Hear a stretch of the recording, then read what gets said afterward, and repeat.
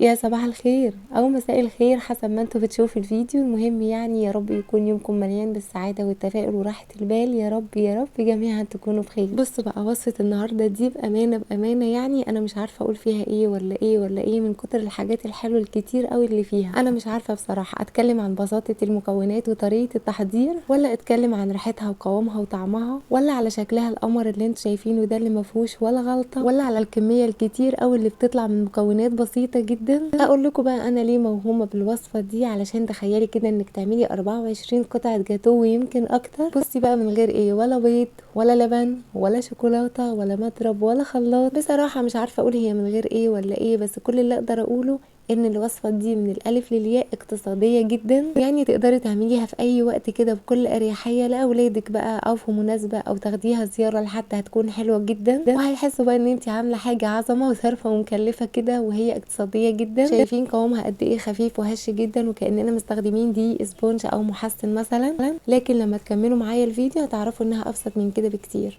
يلا بقى نشوف الجاتوه القمر ده عملناه ازاي. بس لو سمحتوا قبل ما نبدا الفيديو حابه افكركم، يا ريت اللي ما عملش اشتراك في القناه يشترك، وكمان يفعل الجرس ويعمل لايك علشان ده بيساعد القناه انها تكبر. ويلا نقول بسم الله ونشوف هنعمل ايه. اول حاجه كده وكالمعتاد يعني لازم المكونات كلها تكون بدرجه حراره الغرفه. في الاول كده هحط كوبايه ونص بس من الميه، علشان السوائل هتكون على حسب نوع الدقيق فبلاش نزودها من الاول. ونزلت عليها بكوبايه واحده بس من السكر الابيض الحبيبات، وهقلبهم مع بعض كويس لغايه لما السكر يدوب. وبعدين حطيت نص كوبايه بس من الزيت وهقلبهم برده مع بعض كويس، ومعلقه كبيره من الفانيليا. هو احنا مش هنستخدم بيض، بس الفانيليا برده بتفرق جدا في طعم الكيك. وهقلبهم بقى مع بعض شويه، اهم حاجه تتاكدي ان السكر داب. وهنزل بقى بالمكونات الجافه، بس يا ريت تعديها على مصفى او على منخل. انا استخدمت كوبايتين ونص من الدقيق، انا استخدمت دقيق متعدد الاستخدامات، ممكن تستخدمي دقيق كيك عادي مفيش مشكله، بس انا حبيت استخدم المكونات اللي بتكون موجوده في البيت باستمرار. وعلشان كده برضو كنت بعاير المكونات الكيكه كلها بمج الشاي العادي اللي موجود في كل بيت. اهم حاجه في كل المكونات تستخدمي هو نفس المج علشان الكميات تطلع مظبوطه. وبعد ما حطيت كوبايتين ونص من الدقيق هحط عليهم معلقتين كبار مليانين من الكاكاو الخام الغير محلى، وعليهم حطيت باكت من البيكنج باودر، وعليهم نص معلقه صغيره من البيكنج صودا اللي هي كربونات الصوديوم. وعلشان انا بقى من عشاق القهوه ما ينفعش اعمل كيكه بالشوكولاته من غير ما احط فيها نكهه القهوه، فاستخدمت باكت من النسكافيه. ممكن تستخدمي اي قهوه سريعه الذوبان وممكن تستغني عنها خالص. وكمان حطيت رشه من الملح، وهقلبهم بقى مع بعض كويس. اهم حاجه انك ما تنسيش انك تنخلي المكونات الجافه، لان لو تلاحظي ان الكيكه دي ولا فيها ولا بيض ولا لبن، فعايزين على قد ما نقدر كده ندخل هوا في الكيكه علشان تطلع معانا سبونج وهش جدا. بس بقى بعد ما قلبت لقيت القوام تقيل شويه، فزودت ربع كوبايه من الميه. علشان كده قلت لكم من الاول بلاش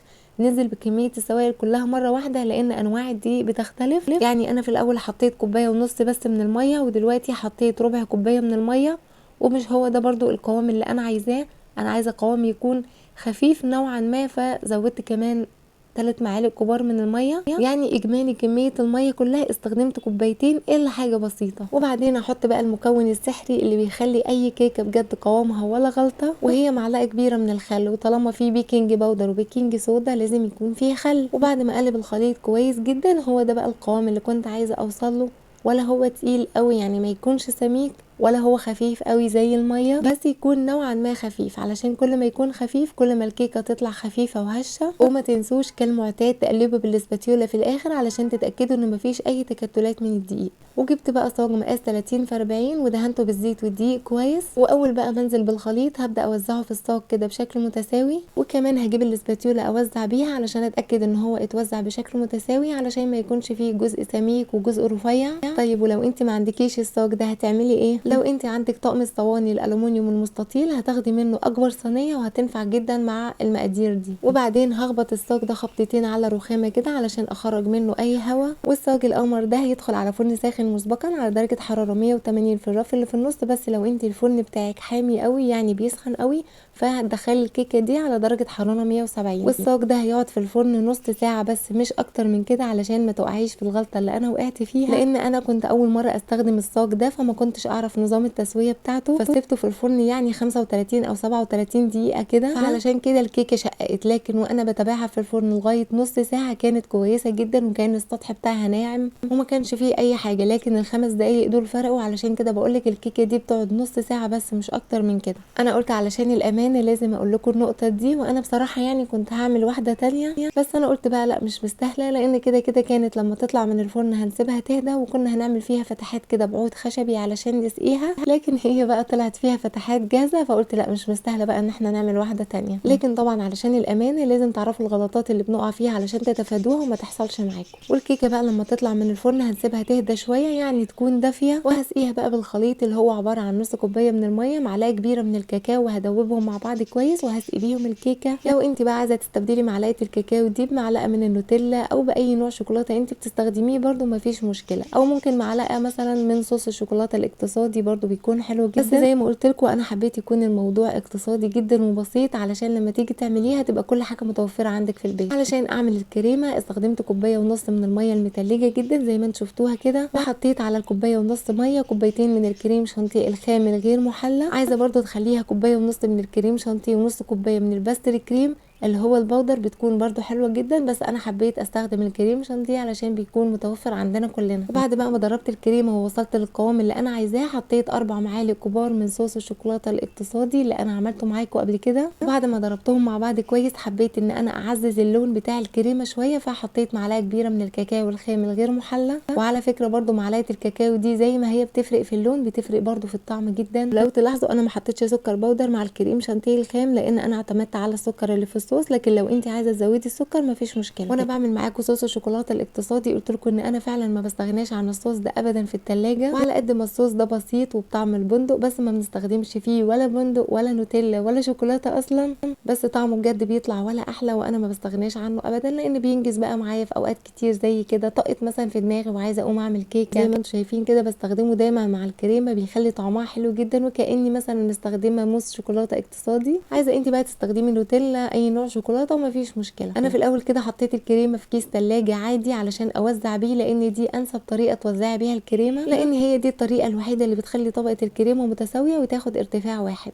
وفي الاول بوزع الكريمه كده بالسباتيولا، وبعدين ولو عندك بقى سكرابر هتبداي ان انت تساوي بيه كده وش الكريمه علشان تديها شكل متساوي وناعم، لكن انا استخدمت ورقه كوتشينه علشان يكون الموضوع بسيط. انا بسيبهم عندي كده باستمرار علشان الكريمه المهم تكون نظيفه، لكن بقى لو انت ما عندكيش لا ده ولا ده، لو عندك طبق فل ممكن تقطعيه نصين كده وتبداي برضو ان انت تنعمي بيه وش الكريمه. انا ما حبيتش استخدم اي ادوات خالص ممكن تكون صعبه، انا الادوات اللي استخدمتها كلها من البيت علشان يكون الموضوع سهل. المهم علشان الكريمه تاخد شكل متساوي اسرع، سواء بقى هتستخدمي السكرابر او حتى ورقه الكوتشينه او الطبق الفل، فهتبليهم بشويه ميه خفيف جدا وبعدين تبداي بقى تسوي وش الكريمه، هتلاقيها بتنعم معاكي بمنتهى السهوله، يعني هتحتاجي تحطيها في الميه مرتين 3 او زي ما الوش ينعم معاكي، الطريقه دي بتكون اسرع. المهم بقى ان بعد ما الكريمه خلاص تاخد وش ناعم جبت بقى منديل ومسحت كده جوانب الصاج علشان اكمل على نظافه. وحاجه بقى مهمه جدا جدا انك بعد ما تحطي الكريمه لازم الصاج ده يدخل على الفريزر مش اقل من نص ساعه،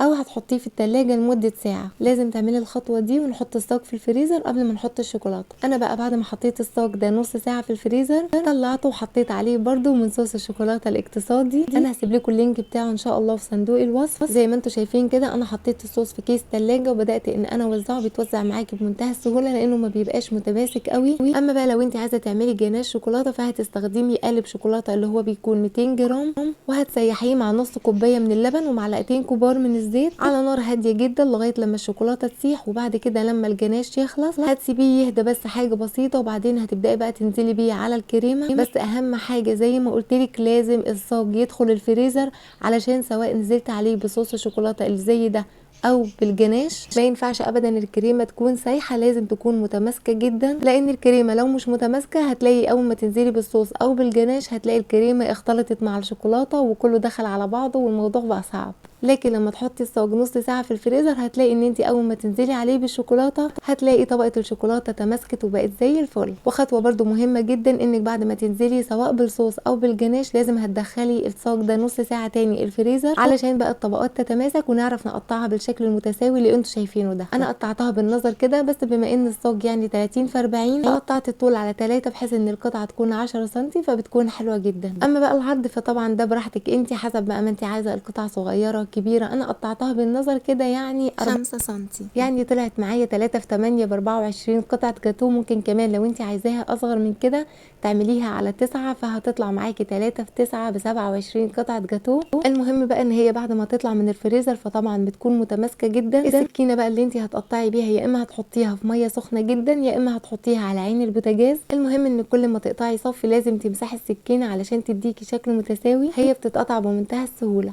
وكان فاضل حته كريمه صغيره جدا، حطيتها برضو على شكل وردات كده صغيره على الوش. وطلعت بقى كل الحلويات البسيطه اللي كانت عند الاولاد، يعني شوكولاته سبرينكلز كده على شكل قلوب او سبرينكلز كور كده صغيره زي ما انتم شايفين. المهم يعني ان التزيين ده طبعا بيكون حسب الرغبه، وبما اني بقى بعملها للاولاد فحبيت استخدم الحاجات البسيطه اللي هم بيحبوها دي وعلشان كمان يكون الموضوع اقتصادي اكتر. وبس كده يا ستي، وعلى ما اظن بقى مفيش ابسط ولا احلى ولا اسهل ولا اوفر من كده. انا بصراحه كده النتيجه بهرتني ان انا اطلع عدد قطع الجاتوه دي كلها من غير ما استخدم بيض ولا لبن ولا شوكولاته ولا مضرب ولا خلاط. يعني مين يصدق او مين يشوف الصوص اللي بينهار ده ويصدق ان احنا ما استخدمناش ابدا شوكولاته في الوصفه كلها. ارتفاع الطبقات كان حلو جدا وكان متناسق، اما بقى الطعم فمش قادره اقول لكم، كان فيه تناغم رهيب جدا بين الطبقات دي. ومن غير كمان ما نستخدم ورق زبده، وقطعه الجاتوه طالعه معانا شكلها بجد ولا غلطه. في الوصفه دي بقى اعذروني مش هقدر اقول لكم جربوها واتمنى ان هي تعجبكم، لان انا واثقه جدا ان هي هتعجبكم بجد، هتنبهروا من النتيجه. هي بصراحه الوصفه كلها على بعض مبهره من طريقه التحضير وسهولتها للمكونات وبساطتها اقتصاديه جدا. انا ما حبيتش استخدم معاكم اي مكون بعيد عن انها تكون اقتصاديه، لكن طبعا الاستبدالات دي بقى فهتكون حسب الرغبه. يعني عايزه تستبدلي الميه اللي في الكريمه باللبن او تستبدلي الصوص بالشوكولاته، ففي دي بقى انت حره. لكن انا بصراحه اقدر اقولك كده ان الوصفه بجد مش محتاجه اي حاجه من دي. شايفين قوامها وانا بقطعها عامل ازاي؟ الكيكه كانت خفيفه جدا وهشه، الكريمه قوامها مظبوط. انا بالنسبه لي بما اني ما بحبش الحلويات تكون مسكره قوي فكان سكرها مظبوط، لكن لو انت بتحبي الحاجه مسكره فهتزودي كوبايه السكر اللي في الكريمه، هتخليها كوبايه وربع، وكمان هتحطي سكر بودر على الكريمه وبس كده وهتطلع معاكي ولا احلى. اعملوها بقى علشان انا واثقه ان هي تعجبكم